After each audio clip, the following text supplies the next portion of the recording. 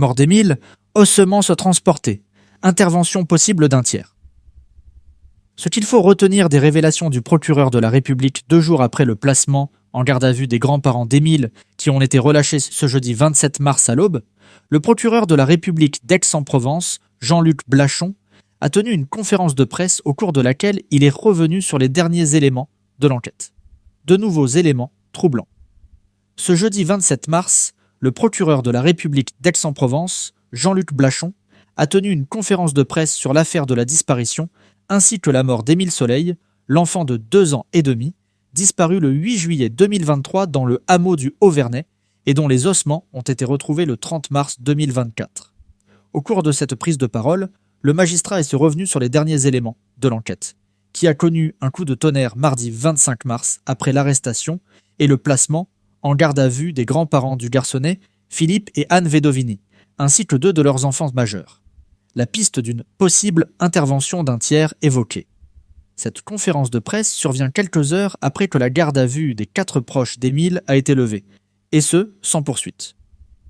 Au cours de celle-ci, le procureur de la République d'Aix-en-Provence a indiqué que depuis la découverte des ossements d'Émile, le 30 mars 2024, les magistrats instructeurs ont ordonné plus de 60 missions d'expertise dans des domaines aussi divers que ceux de la physico-chimie, l'entomologie funéraire, l'anthropologie et l'anatomie crânio-faciale, la pédopsychiatrie, la génétique, la biologie, l'écologie médico-légale et l'analyse médico-légale.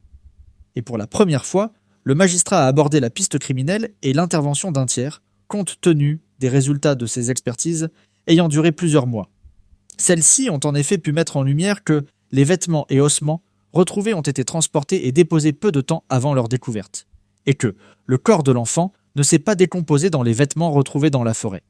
Cela permet de considérer l'hypothèse que le corps n'était pas au même endroit et dans le même biotope au cours du processus de décomposition et qu'il n'a pas été enfoui, a dit Jean-Luc Blachon lors de la conférence de presse, ajoutant que ces mêmes expertises ont pu caractériser la présence sur le crâne découvert de stigmates anatomiques évocateurs de traumatisme facial violent, introduisant donc la probabilité de l'intervention d'un tiers dans la disparition et la mort d'Émile.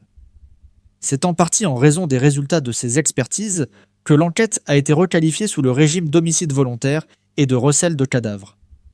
Les expertises ont convaincu le parquet de saisir le juge d'instruction le 19 mars dernier de réquisition supplétive de chef d'homicide volontaire et recel de cadavres, a-t-il affirmé. Aucune charge n'est retenue contre les 4 gardés à vue.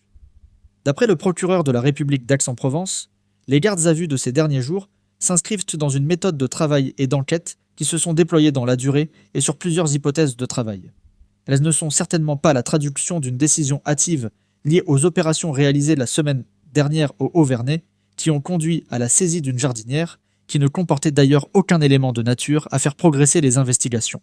Concernant la levée des gardes à vue, Jean-Luc Blachon a estimé qu'à l'issue de celle-ci, et à la lumière de l'ensemble des éléments réunis, les charges n'étaient pas suffisantes pour conduire à une mise en examen quelconque dans ce dossier.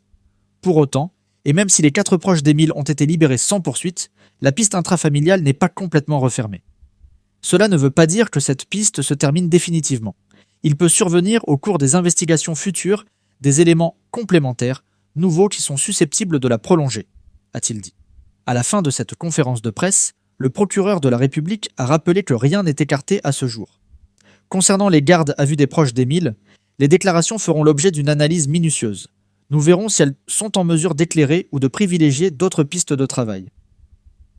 Plus tôt dans la journée, l'avocat de la grand-mère d'Émile, Julien Pinelli, a constaté un nouvel apaisement au sein de la famille à l'issue des gardes à vue. Le fait que cette enquête et cette mesure de garde à vue ayant pu aboutir à une telle solution vient rétablir un équilibre que cette mesure était venue rompre en laissant entendre que des charges pouvaient peser sur son mari, ce qui est douloureux compte tenu de la nature des faits, a-t-il dit sur CNews.